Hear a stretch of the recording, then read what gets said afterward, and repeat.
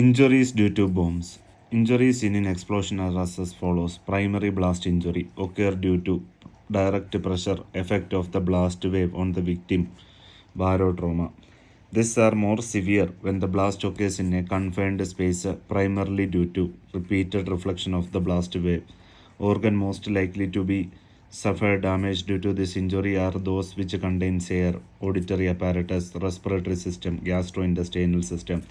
Blast waves tend to get reflected at a air fluid interface since these organs contain such a boundary, they are more liable to get injured.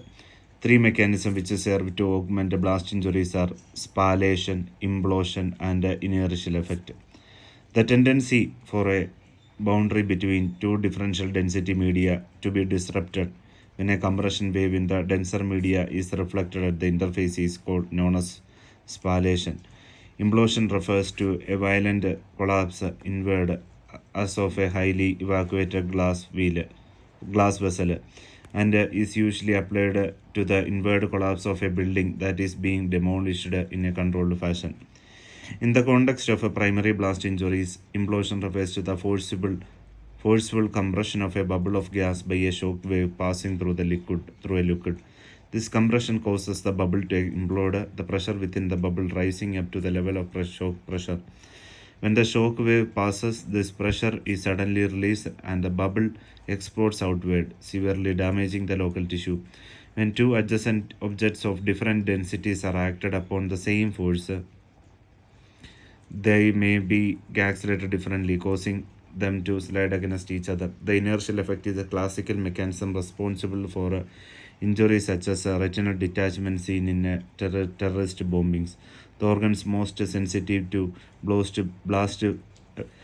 effect is the ear. Classical injuries in terrorist bombing are rupture of the tympanic membrane, damage to the eustachian tube, ossicular chain, and to the organ of corte within the cochlea. While ear is the most sensitive organ to blast effect, injuries to the lung are the greatest cause of mortality. Lungs would often reveal the fatal lesion in case of death due to terrorist bombings.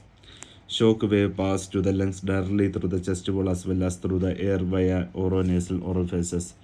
Main injuries are often widespread alveolar damage, tear in the visceral pleura, pulmonary hemorrhage, and atelectasis, pneumothorax, hemothorax, pneumomediastinum, and traumatic lung cyst. Air embolia are common, which can be due to traumatic alveolar venous fistula.